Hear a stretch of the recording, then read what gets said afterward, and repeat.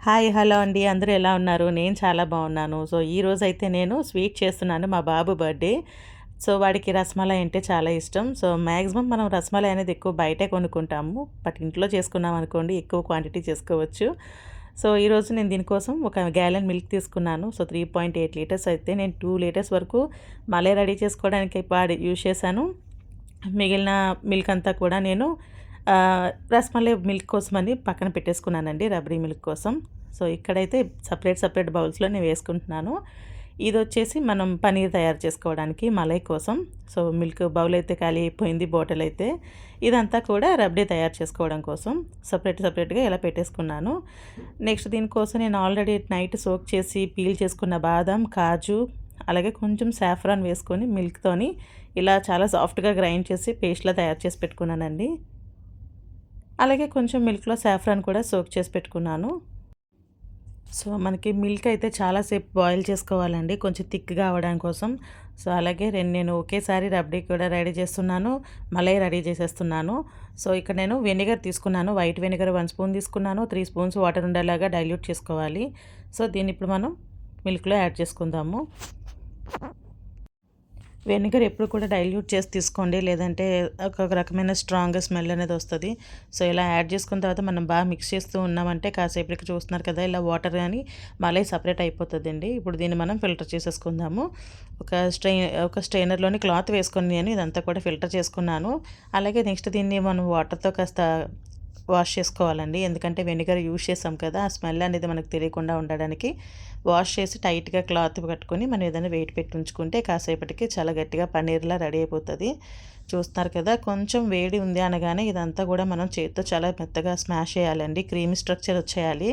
So, దానికోసం నేను ఇలా షార్ట్‌కట్‌లో మిక్సీలో వేసేసాను. ఇది చూస్తున్నారు కదా! ఎంత చాలా మెత్తగా వెన్న ముద్దలా రెడీ అయిపోతది చాలా సాఫ్ట్‌గా. అలాగని అలా వదిలేయకుండా మనం చేత్తో కూడా కాసేపు మళ్ళా మర్దన చేస్తూ ఉండాలి.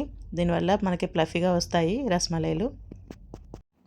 రసమలైని చిన్న చిన్న బాల్స్‌లా చేసుకొని మనకు కావాల్సిన షేప్‌లో రసమలైలో రెడీ చేసి పెట్టుకోవాలి. ఇక్కడ షుగర్ సిరప్ కోసం 1 గ్లాస్ షుగర్‌కి 2 గ్లాస్ వాటర్ యాడ్ చేసుకొని నేను షుగర్ సిరప్ రెడీ చేసుకుంటున్నాను. ఈ సిరప్ అనేది బాగా మరిగిన తర్వాత మనం చేసుకున్న ఈ రసమలైలన్నీ కూడా ఇందులో వేసుకొని బాగా కుక్ అవ్వాలండి. బాగా బాయిల్ అయిపోతాయి. ఇవి కొంచెం చూస్తున్నారు కదా! సైజు పెరిగి చాలా ఫ్లఫీగా, సాఫ్ట్‌గా రెడీ అవుతాయన్నమాట కుక్ అయిన తర్వాత. సో, అయి కుక్ అవుతుంది కదా! ఇప్పుడు మనం రబడీ మిల్క్ రెడీ చేసేద్దాము. ఆల్రెడీ మిల్క్ బాగా బాయిల్ అయింది కదండీ! మనం చేసుకున్న బాదం, కాజు పేస్ట్ కూడా యాడ్ చేసేసాను. అలాగే షుగర్ కూడా యాడ్ చేసేసుకొని బాగా మిక్స్ చేసుకోవాలి. మనం బాదం మిక్స్ అనేది పేస్ట్ అనేది యాడ్ చేసిన తర్వాత కింద అతుక్కుంటుంది. సో, కలుపుతూ ఉండాలండి. ఇది మీగడ వస్తూ ఉంటుంది. పైన మీగడ కూడా మిక్స్ అయిపోవాలి. చూస్తున్నారు కదా! అలా స్పూన్‌కి మనకి మీగడ చాలా వస్తది. మిల్క్ అంతా కూడా అలా దగ్గరగా బాగా కుక్ అవ్వనివ్వాలి. షుగర్ అనేది మీ టేస్ట్‌ని బట్టి యాడ్ చేసుకోండి. మేమైతే చాలా లైట్‌గా తింటాము. సో, స్వీట్ అనేది తక్కువ యాడ్ చేసుకున్నాను. మీకు మలై ఎంత స్వీట్ కావాలనుకుంటే అంత యాడ్ చేసుకోవచ్చు. సో, బాగా మిక్స్ చేస్తూ ఉండాలి. దీనివల్ల ఏంటంటే మేగడ అంతా కూడా బాగా మిక్స్ అవుతుంది. ఫైనల్‌గా మనం ఆల్రెడీ నానబెట్టి ఉంచుకున్న సాఫ్రాన్ మిల్క్ కూడా యాడ్ చేశానండి. నేను ఇక్కడ ఫుడ్ కలర్ ఏమీ యూజ్ చేయట్లేదు. చూస్తున్నారు కదా! ఎడ్జెస్‌లో మనకి ఎంత మేగడ వస్తుందో అదంతా కూడా మిక్స్ చేసుకుంటే చాలా థిక్‌గా మిల్క్ బాగా రెడీ అవుతది. చాలా హెల్తీ కూడా పిల్లలకి. డైరెక్ట్‌గా ఈ మిల్క్ కూడా ఇచ్చేయొచ్చు. సో, అందుకని నేను ఎక్స్ట్రా మిల్క్ రెడీ చేసుకుంటున్నాను.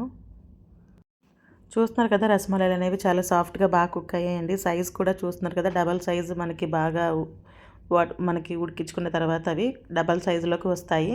సో, ఇప్పుడు మనం డైరెక్ట్‌గా ఇవి మనం వాటర్ అనేది స్వీజ్ చేసేసుకొని మనం రబడీ మిల్క్‌లో యాడ్ చేసేసుకోవచ్చు. లేదనుకుంటే చాలా వేడిగా ఉన్నాయి కాబట్టి కొంచెం నార్మల్ వాటర్‌లో మనం వేసుకొని వీటిని చూస్తున్నారు కదా! ఇలా ఒత్తుకుంటే లోపల వాటర్ అంతా పోతది. సో, ఇవన్నీ మనం ఏ బౌల్‌లో అయితే మనం ఫ్రిడ్జ్‌లో పెట్టుకోవాలనుకుంటున్నామో ఆ బౌల్‌లో కొంచెం ఒక్కొక్కటిగా వేసేసుకొని దీనిపైన రబడీ మిల్క్ అనేది నేను వేసుకుంటున్నాను. సో, అన్నీ కూడా ఈ సర్వింగ్ బౌల్‌లోకి వేసేసుకున్నానండి. సో, మిల్క్ కూడా రబడీ మనకి ఎంతైతే కావాలో క్వాంటిటీ అంతా యాడ్ చేసుకున్నాను. నేనైతే మిల్క్ ఎక్స్ట్రా రెడీ చేసుకున్నాను. పైగా లాస్ట్‌లో మనం గార్నిష్ కోసం ఇలా పిస్తా స్లైసెస్ అలాగే సాఫ్రాన్ కూడా వేసుకొని డెకరేట్ చేసేసుకొని మనం దీన్ని ఒక 4-5 అవర్స్ ఫ్రిడ్జ్‌లో పెట్టుకొని తిన్నామంటే చాలా బాగుంటుంది టేస్ట్. ఇంత టైంలో మనం ఫ్రిడ్జ్‌లో పెట్టడం వల్ల కూల్ అవుతుంది. నెక్స్ట్ వచ్చేసి మలై అంతా అబ్జర్వ్ చేసుకొని రసమలై అంతా కూడా చాలా రబడీ మిల్క్ ఫ్లేవర్ అనేది బాగా తెలుస్తది.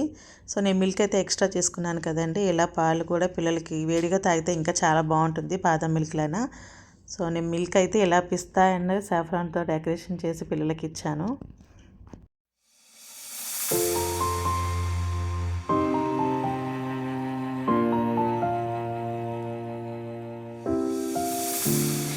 come so far away from home.